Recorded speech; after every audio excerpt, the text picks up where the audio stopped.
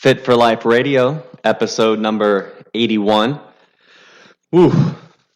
I went to take a breath, timed it wrong, Then you're out of breath from talking. Yeah. That's what happened just now.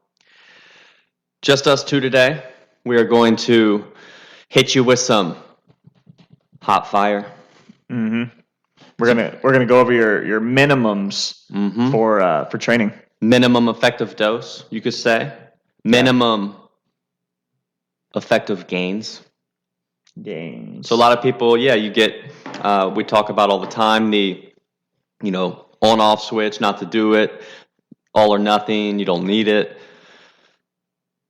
Recommend dialing things back. A little is better than nothing. And from personal anecdote, and then also there's some science behind it, that they actually did some studies, had people, working out. They have a baseline of, and they did this, we'll clarify, on more, I guess you could say, physical performance stuff versus like body weight, things like that. Really, if you've listened to us, or this is your first time listening to us, go back, listen to old ones. You'll see body weight, body composition is, largely affected by nutrition, food portions, all that. So, but just so we know, like when we're training and we, make gains, we make progress, people get scared. You don't want to lose that, right? And you think if you can't keep up, if you're going 4 days a week or whatever it is, you feel bad if you can't keep that up. Yeah, like you're just going to lose it. It's either you go 4 days or everything's gone, so you're like, and you're weak. Screw this. Ugh, so frustrating. But the reality is, and from these scientists that gathered all this info and tested this stuff out, you'll be surprised at really the amount of training you need to do to just maintain the progress you've made. So we'll break it down between like strength, muscle mass, so lean body mass, and even aerobic capacity for our cardio, for our runners out there. So let's dive right in. Let's go. Minimum effective dose to keep the progress you've made with your physical performance and your training. So aerobic capacity, that's, if you don't do a ton of cardio, obviously then you'll maintain your current aerobic capacity, which might not be that good. If hopefully you're walking and you're moving around and you have a capable amount of aerobic fitness, then you're good, right? And for most people, realize that's really all you need for life, basic stuff. Now, if you are a runner, the sport of, or a cyclist, something that has a high demand of aerobic fitness, this can be a concern, right? Because you may train 2, 3, 4, 5 days a week. And the reality is, say, life hits you hard. You want to maintain this high level of aerobic fitness you've obtained. You really just need to do a frequency of 2 days per week. And you can reduce your volume of those sessions by up to 66%. So that's like way less. So let's say you were doing, a lot of runners or cyclists 3 days a week, and they were going on like an hour each day, right? So you could drop down to 2 days a week, 20 minutes in those 2 days, and still be able to maintain you're going to maintain your fitness. So, and the other thing, side note, asterisk with aerobic fitness, is aerobic fitness compared to like strength and muscle mass comes back way quicker too. Yeah. So even if you just have to fall off, or like you want to keep your base of strength and you don't have time for all your aerobic, it will come back quick, like within a month. Yeah. Say you lay off, you lose some of it, you add in some aerobic training, aerobic fitness, you're going to get it back pretty quick. So keep that in mind. Yeah. All right. So strength.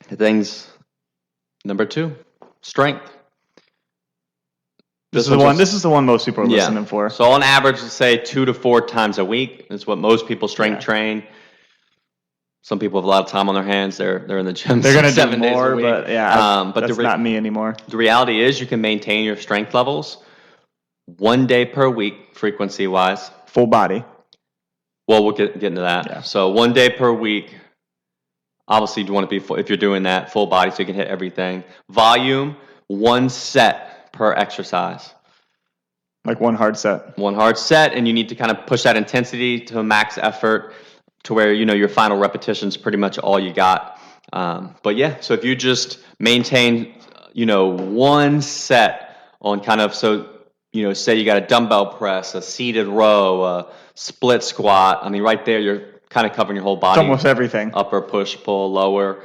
But whatever, say you take 6 exercises to cover your full body, or exercises you consistently do and don't want to lose progress on. That would be more probably ideal for what we're talking about, which is strength. So yeah, you have certain exercises, you're like, I've just made so much progress, I don't want to lose it. So think about it. With those exercises, you just need to do one hard, all-out set per week, and you'll maintain it. You're Gucci.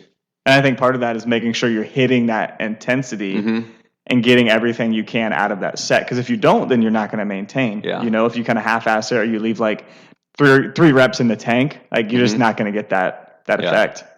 And to be honest, I only do 2 hard sets per exercise per week. Like for making progress and making gains, I found that to be sweet.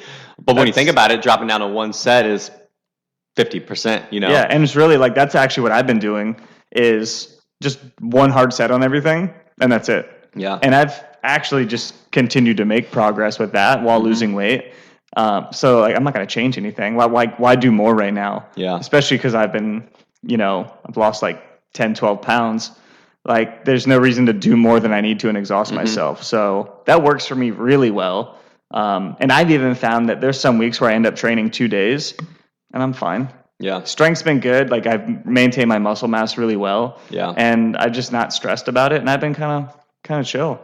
Yeah. So I do push-pull legs 3 days a week. So if for some reason life was going to hit me hard and I could only had to dial things back and say only train. Now it's comforting. I know, hey, I could train 1 day a week, so I could combine kind of my key exercises from each of those days. Yeah, you take basically like 2 from each day or something, and you're throw good. them in one workout. Yeah. Boom, we're good. That's exactly what I would do. And then even just as or more important for some people is muscle size. And again, so pretty similar to maintain your muscle size, frequency 1 day per week. Volume, 1 set per exercise, intensity, max effort on your final repetition. So basically the same as strength. Yeah. Which makes it even easier. Yeah, try to, now with this, you'd want to be, say with your strength, you just have a certain exercises, you're like, I can't lose. But with muscle mass, muscle size, you'd want to, make sure you're hitting everything. Yeah. So, or you'll lose something somewhere. Yep. And so yeah, if you can manage one kind of full body workout that covers 2 exercises for each movement pattern, muscle group type deal, you'll be good. Yeah. If you know me, I'm always on the run, up early and home late. So having a 3-hour morning routine isn't really in the cards for me. What is in the cards is AG1. It's a fast way to get vitamins and minerals I need to perform. I first gave AG1 a try because I wanted a single solution that helps support my entire body by filling in nutrient gaps and simplifying my morning routine. Since drinking AG1 daily, I've always felt strong and energized and ready to attack the day. Not only does AG1 deliver my daily dose of vitamins, minerals, pre- and probiotics, and more, it's a powerful, healthy habit that's also powerfully simple. It's 1 scoop mixed in water once a day and every day. I know that AG1 is giving my body high-quality nutrition. Every batch of AG1 goes through a rigorous testing process, so you know that it's safe. And AG1 ingredients are sourced for absorption, potency, and nutrition density. AG1 is a supplement that I trust to provide the support my body needs daily, and that's why I'm excited to welcome them as a new partner. Here is your chance to start every day this season with a gift to yourself. Try AG1 and get a free 1-year supply of vitamin D3K2 and 5 free AG1 travel packs with your first purchase exclusively at drinkag1.com/provengrit. That's drinkag1.com/provengrit. Check it out. If you know me, I'm always on the run, up early and home late. So having a 3-hour morning routine isn't really in the cards for me.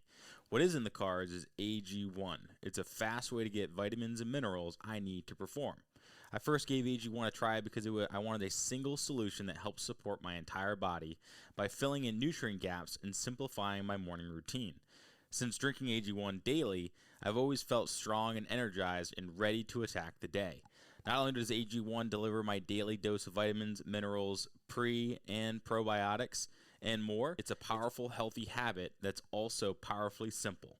It's one scoop mixed in water once a day and every day. I know that AG1 is giving my body high-quality nutrition. Every batch of AG1 goes through a rigorous testing process, so you know that it's safe. And AG1 ingredients are sourced for absorption, potency, and nutrition density. AG1 is a supplement that I trust to provide the support my body needs daily, and that's why I'm excited to welcome them as a new partner. Here is your chance to start every day this season with a gift to yourself. Try AG1 and get a free 1-year supply of vitamin D3K2 and 5 free AG1 travel packs with your first purchase exclusively at drinkag1.com/provengrit. That's drinkag1.com/provengrit. Check it out. And I think it's good for people to hear, because I think people, when they can't go their normal 3 or 4 days, like they freak out. And they're like, I might as well just not even go. Yep. Right? Whereas like just get one good one and you're fine. Yeah. It's not a big deal. And you have to be okay with realizing, look, you're not always going to have times where you can be in peak condition. No. Or it's going to be optimal. So it's accepting and allowing for suboptimal and for maintenance. Yeah, and we talk about maintenance a lot and how important that is, and how it's kind of the hard place for people to be in, because there might not be a lot of, we'll say, improvement in terms of like metrics, right? Like for maintenance for weight, if somebody loses a bunch of weight and then they're maintaining, you're literally just trying to stay where you're at. And it's not quite as exciting or maybe gratifying as seeing the scale go down, or like getting stronger in the gym. Like if you're just maintaining where you're at, yeah, your numbers aren't going to go up. So it's not as, I guess exciting to see, but it's super important to be able to do that. So, be all right maintaining. And I think people should go through periods of maintaining and gaining, or maintaining and losing, whatever. Yeah. Just to keep a natural flow of things, because you're not always going to be able to continue to lose weight forever. You're not always going to continue to gain strength, in a linear fashion forever. So having those plateaus is actually, kind of nice to allow yourself to, I guess, settle in and, not have all that stress on you all the time. And the real thing you're after here is, keeping that habit alive. And just, even if you're able to get in once a week, you never are stopping, right? So it helps with preventing that kind of, where you feel like you need all that extra oomph to get started, right? So say you completely stop, 2 months go by, now you have a whole different mental game compared to if you were maintaining, getting in once a week. Now you have to kind of muster up the energy and motivation, and then it's a lot. Yeah, it's walking uphill, man. Those negative feelings you have for quitting. So that's the real power of just dialing back to a lower level, but still maintaining. But it does take a little bit of, I guess, we'll say, I don't know if willpower is the word, but you have to make sure you go at 1 day a week. Like you still have to schedule it. You got to make sure you show up. You have to put everything into it, and then you can get back to whatever, is occupying your time and, outside of the gym. And yeah. Yep. And I think a good way to structure this is to literally plan it out. Like you have to. Like you have your regular, I'm going to go 3 days a week or whatever it is. And then literally allow yourself, be like, you know what, if things get crazy, I have your backup plan. My backup plan, my plan B, my minimum plan, and just say, hey, these are the minimum things I'll always be able to do, and write them down or set it out, and then you have no excuse, So for example, you could, like, just thinking out loud, mine would be grocery shopping once a week, one workout a week, 1 10-minute walk a day, and right there I know there's nothing that could stop me. No. I mean, you're talking, the 1 10-minute walk a day. So that's going to add up to about an hour in the week. Then you have one, say, grocery shopping trip to make sure, hey, at least I'm putting the foods in my house that keep me on track. That's an hour, that's being generous. And then your workout. And then the workout, which would be at one workout per hour. So 3 hours out of an entire week. 3 hours out of the entire week. So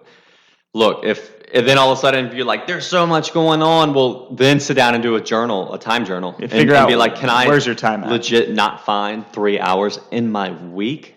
Yeah. How many hours is that in a week? I mean, let's take away sleep. So 24 minus 8, 16. 16. So 16 times 7. Do you remember in school they used to tell us we would never have calculators The liars. in life and that we needed to learn how to do things? 112. So minus out those 3 hours, So 109 hours that you just can't do anything. Like you're locked up, which is, normally. So you'll find time for that bare minimum if it's planned. Now, what happens is it's not, and we let chaos take over. And then even in our mind, it can easily create that we don't have 3 hours out of 112. But so that's where you have to ahead of time mentally set yourself up. Prepare for it. Yeah, for success. You have to. And it's not hard having a minimum, Like that's and super easy. it's going to come down to priorities, right? Exactly. And if training's a priority or your health or your fitness. I mean, we're talking if you watch TV for an hour a day, you just need to take away. Yeah. Go from 7 hours of TV to 4. Not even saying take TV away. No. If you're on your phone, you do that health thing that they have on the phones now. It tells you how much you're on your phone. Look, shoot, you don't even log your other time. Just look at your phone time. Can you find 3 hours a week from the time that you're on apps on your phone? Always. Facebook, Instagram, whatever else occupies your time. I don't know what else is out there. Yep. Reddit. We all have time. Or make time. Or you might find that you need to rearrange some stuff in your life to like reprioritize a little bit. If you waste a lot of time, you got to audit. Always. All right. Well, we're just going to drop y'all with that. Yeah, quick banger. Quick flasher. Minimum. You can get back to Justice Bieber. So 1 day a week, hit all your sets hard. Hit your set hard, and that's it. Actually, now we'll waste our time a little bit. Let's do it. I said that. So on Spotify, it tells us, like, our listeners, who their top artists are of the people that listen to our podcast. What is it? Let me pull it up. This will be good. What an interesting metric. It's asking me for login info that I probably don't know. Yeah, that's the story right there. I'm gonna leave everyone hanging. Nah, I got this. There we go. I probably know your password. It's okay.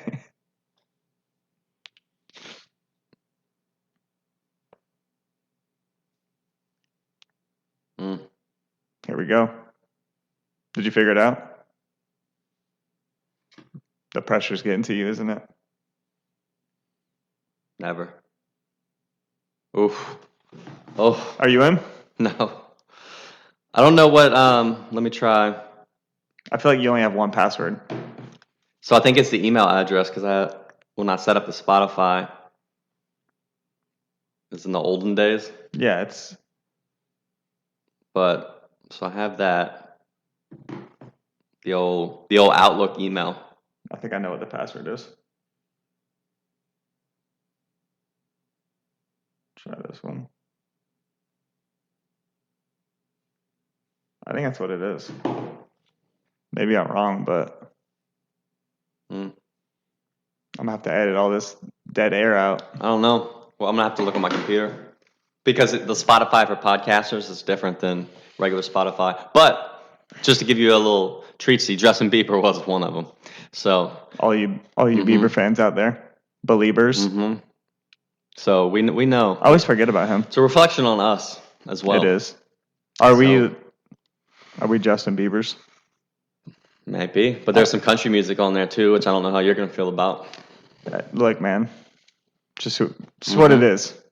All right, so well, you know what? we'll just leave you hanging, cliffhanger for next episode. We're going to fill you in on You'll have that to the look music forward to. you all listen to and see if you fit the mold. Where does Justin Bieber fall in the top 5?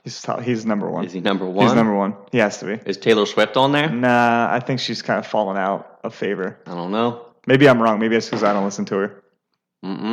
We'll see. I'm going to listen to her on the way back to the gym. All right. Until next time. We'll catch you later.